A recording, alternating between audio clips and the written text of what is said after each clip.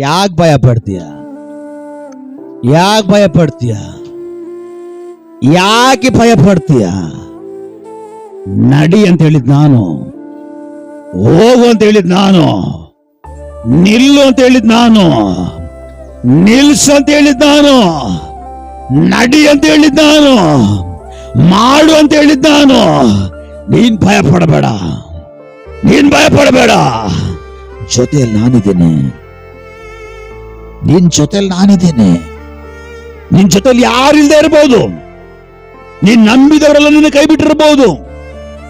ನೀನ್ ನಂಬಿದ ನಿರೀಕ್ಷೆ ಎಲ್ಲ ಕಳೆದೋಗಿರಬಹುದು. ನೀನ್ ನಂಬಿರು ನಿನ್ನ ಗಂಡ ಕೈ ಬಿಟ್ಟಿರಬಹುದು. ನೀನ್ ನಂಬಿರು ನಿನ್ನ ಹೆಂಡತಿ ನಿನ್ನ ಕೈ ಬಿಟ್ಟಿರಬಹುದು.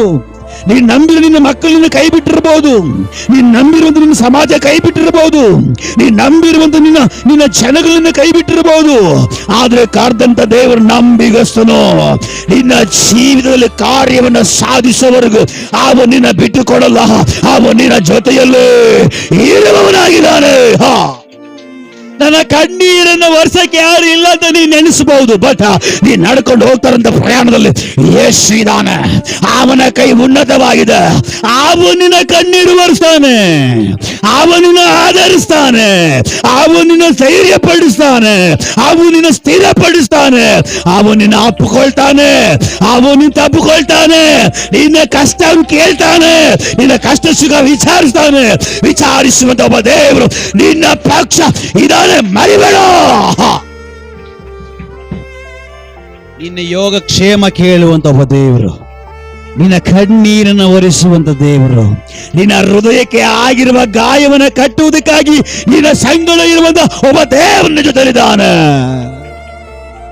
ಸಂತೈಸ್ಲಿಕ್ಕೆ ಯಾರು ಇಲ್ವಾ? ಆಧರಿಸ್ಲಿಕ್ಕೆ ಯಾರು ಇಲ್ವಾ? ಕಣ್ಣೀರು ಒರೆಸ್ಲಿಕ್ಕೆ ಯಾರು ಇಲ್ವಾ? ನಿನ್ನ ಕಷ್ಟ ಕೇಳಲಿಕ್ಕೆ ಯಾರು ಇಲ್ವಾ? ನಿನಗೇನಾಯ್ತು ಅಂತ ಕೇಳಲಿಕ್ಕೆ ಯಾರು ಇಲ್ವಾ? ಭಯ ಪಡಬೇಡ, ನೀನ್ ಭಯ ಪಡಬೇಡ. ನಿನ್ ದೋಣಿಲ್ಲ ನಾನಿದ್ದೀನಿ, ನಿನ್ ದೋಣಿಲ್ಲ ನಾನಿದ್ದೀನಿ ಮಗನೇ, ನಿನ್ ದೋಣಿಲ್ಲ ನಾನಿದ್ದೀನಿ ಮಗಳೇ, ನಿನ್ ದೋಣಿಲ್ಲ ನಾನಿದ್ದೀನಿ. ನಿನ್ ಕಷ್ಟ ನಾನು ವಿಚಾರಿಸ್ತೀನಿ, ನಿನ್ನ ಯೋಗಕ್ಷೇಮ ನಾನು ಕೇಳ್ತೀನಿ,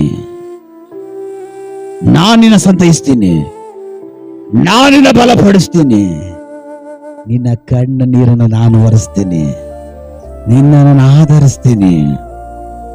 ನಾನು ನಿನ್ನ ಜೊತೆಲಿ ನಿಲ್ತೀನಿ, ನಾನು ನಿನ್ನ ಜೊತೆನಲ್ಲಿದ್ದೀನಿ. ನಾನು ನಿನ್ನ ಕರೆದಿದ್ದೀನಿ, ನಾನೇ ನಿನ್ನ ಕರೆದಿದ್ದು, ನಾನೇ ನಿನ್ನ ದೋಣಿ ಒಳಗಡೆ ಬಂದಿದ್ದು.